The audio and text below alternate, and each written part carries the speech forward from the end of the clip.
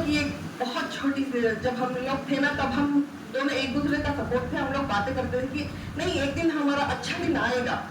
एक होप था, एक बिलीव था हमारे खुदा के ऊपर और हमारे ऊपर एक बिलीव था, तो वो हमने बनाए रखा था। तो उसके बाद मुझे एजुकेशन हुआ, फिर मेरा पीयू कंप्लीट हुआ, मतलब 12th कंप्लीट हुआ था। सीनियर टेनिस्ट में हमारा नाम था, हमारे पिताजी का वो टेट का सीनियर टेनिस्ट होता है गवर्नमेंट सेक्टर में, तो उसमें हमारा पहला नाम था। तो मुझे 18 साल में ही मुझे नौकरी मिल गई। तो घर की सारी जिम्मेदारी मेरे कांधों पे आ गई। तो मैं आपको और एक बात बोलना चाहती हूँ। हमारा फर्स्ट सुसाइड अटेम्प्ट था जब हम लोग 4th स्टैंडर्ड में थे, जब हम लोग हाँ जी 4th स्टैंडर्ड के स्टूडेंट अगर सुसाइड करने लगे तो सोचिए कितना तकलीफ से झेल रहे हो।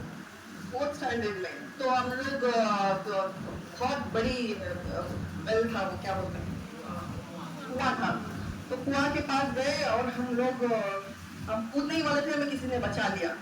फिर उसके बाद हमने टैबलेट ले लिए थे 7th स्टैंडर्ड में। फिर हमने जहर पी लिया था, वो चूहन को मारने का। तो जहर वगैरह सब पी ली थी, थोड़ा हो गया था।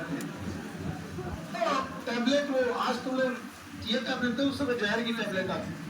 अब मेरी माँ को बीपी थी तभी, एल्ड्रिक्स फैमिली बोल के वो टैबलेट खा रही थी। वो मेडिकल शॉप से हम ही लेके आते थे। तो हम लोग गए 4 मेडिकल शॉप से पूरा इकट्ठा कर लिए और ये हमने बंटवारा कर लिया, ये ले तेरा ये मेरा, हमने खा लिए। तो वहाँ भी हम लोग को मैं मेरी माँ के बारे में नेगेटिव नहीं बता रही हूँ, मैं फिर भी आपको एक बात बताना चाहती हूँ क्योंकि मैं सच्चाई में बिलीव करती हूँ। हमने जो टैबलेट्स खाए थे उसके बाद हमें एक रूम में डाल के बंद कर दिया था 3 दिन तक, ना खाना ना पानी ना हॉस्पिटल में कुछ भी नहीं। सिर्फ मेरी माँ आती शाम में, दरवाजा खोलती और देखती, वो क्या देखती थी, उनके दिमाग में क्या था आज दिन तक मुझे नहीं पता है, वो अल्लाह के पास है। देखती होंगी कि आप अभी जिंदा हैं या नहीं है, लेकिन ऊपर वाले ने, खुदा ने जिंदा रखा क्योंकि 140 करोड़ लोगों के लिए आपको गोल्ड मेडल जो लाना था।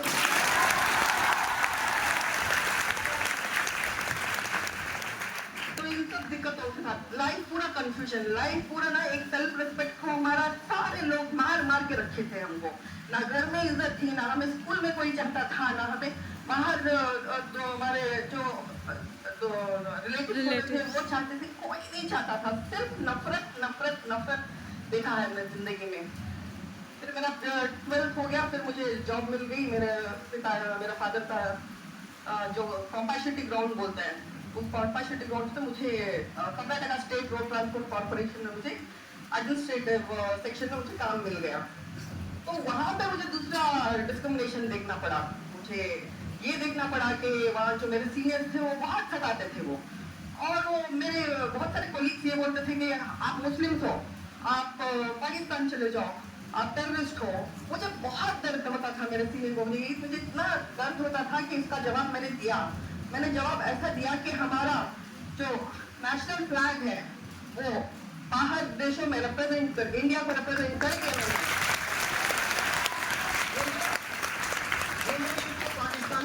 कहते थे मुस्लिम हो तुम बाहर चले जाओ, पाकिस्तान चले जाओ। आज उन लोगों के मुंह पे इससे बड़ा तमाचा क्या हो सकता है कि तिरंगा ऑस्ट्रेलिया में जब कोई भी किसी भी गेम में कोई गोल्ड मेडल लाता है तो उस देश का नेशनल एंथम बजाया जाता है, वहाँ पे राष्ट्रगान बजाया जाता होगा। तो कितना गर्व का महसूस होता होगा कि जब भारत जाकर जनगण मन गाया गया होगा। बहुत मेरा तीसरा कॉम्पिटिशन था। पहला लास्ट ईयर साउथ कोरिया में Asia Pacific master weightlifting championship में मेरा 3 गोल्ड हुआ। मैं हिंदुस्तान की पहली महिला हूँ, मुस्लिम पहली महिला हूँ कि आज दिन तक किसी ने वेटलिफ्टिंग में गोल्ड मेडल लेके आया। और ग्रीस में लास्ट ईयर नवंबर ग्रीस में मेरा सिल्वर मेडल हुआ है। तो वहाँ पे वर्ल्ड चैंपियनशिप का सिलेक्शन था, तो वर्ल्ड चैंपियनशिप सिलेक्शन वो वाली कहानी अभी आप कंटिन्यू रखिए, बहुत खतरनाक है। जो आपका जॉब हो गया वहाँ पे डिस्क्रिमिनेशन करने लगा फीमेल के नाते, कभी मुस्लिम के नाते, उसके बाद वाला। तो मैं ये कह रही थी कि हमें इंसान को ना कभी भी जब हमें कोई बेइज्जती कर रहा है, हमको रिएक्ट नहीं करना है, उसको रेस्पॉन्ड करना पड़ेगा। रेस्पॉन्ड ऐसा करना पड़ेगा कि वो इंसान ना उसकी लाइफ में किसी को दूसरों को ह्यूमिलेट नहीं करेगा। तो कभी भी हमें लाइफ में रिएक्ट नहीं करना है, हमको सोचना है, समझना है वो क्यों हमें ह्यूमिलेट कर रहा है, तब हमें पता चलेगा कि हमारा स्तर नीचे है, हमारा स्तर ऊपर उठाना चाहिए। जैसे BR डॉक्टर अम्बेडकर साहब ने अपनी पूरी जिंदगी ह्यूमिलिएशन देखा है, फिर भी उन्होंने क्या किया, he converted his anger into resolution. वो करना है हम सबको। तो इसी राह पे मैं निकल पड़ी थी। फिर मैंने मेरे जॉब में जितने भी दिक्कतें आई फिर भी मैं सहती रही, और फिनेंस मुझे सैलरी आ रही थी ना तो मैं बहुत खुश थी, क्योंकि घर के हालात बहुत ही खराब थे। तो सैलरी लेके आके पहले मेरे माँ के चरणों में मैंने रख दिया फर्स्ट सैलरी। तो वहाँ से हमारा एक फाइनेंशियल स्टेबिलिटी थोड़ा ठीक होने लगा। और उसके बाद जब मेरे 21 साल 22 साल शुरू हुए थे तो मेरी शादी हुई।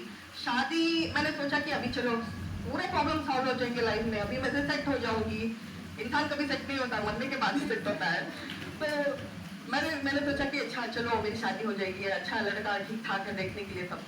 फिर उसने क्राइम ब्रांच इंस्पेक्टर कहा, ऑर्डर लगा के दिखाया था, लेकिन शादी होने के 8 दिन के बाद पता चला कि वो बेकार था, कुछ नहीं था। वो क्राइम ब्रांच के इंस्पेक्टर नहीं थे, कुछ भी नहीं था। वो झूठ बोल के शादी कर लिया। झूठ बोल के मैं सरकारी नौकरी में थी इसलिए शादी कर लिया था। फिर उसने मुझे 6 साल तक मुझे डाउरी के लिए उसने दिन रात सताया। ना मैं मेरी कुलीग से ये बात शेयर की, ना किसी से शेयर की। शर्म नहीं आता था कि दहेज आप लाइएगा कहाँ? 2.5 साल की उम्र में जब पापा नहीं रहे, माँ पाली, आप खुद नौकरी पे, तो किस मुंह से बेशरम इंसान दहेज मांग रहा था? सर ऐसे बहुत सारे लोग हैं। यस हाँ, ये भी बात है।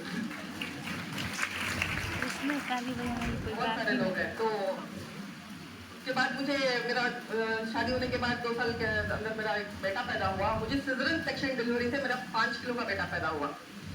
तो ऑपरेशन करते हैं ना डिलीवरी के लिए, तो उससे मेरा बेटा पैदा हुआ था। ऑपरेशन के बाद आप वेट लिफ्टिंग कर, जी सर जी। ऑपरेशन के बाद सीढ़ी चढ़ने को मना कर देता है। ये होता है मोटिवेशन। मतलब ऑपरेशन से लौटा हुआ और उसके बाद सीढ़ी नहीं चढ़ने को बोलता, बाल्टी में पानी नहीं उठाना है। आज गोल्ड मेडल लेके आई वेट लिफ्टिंग में।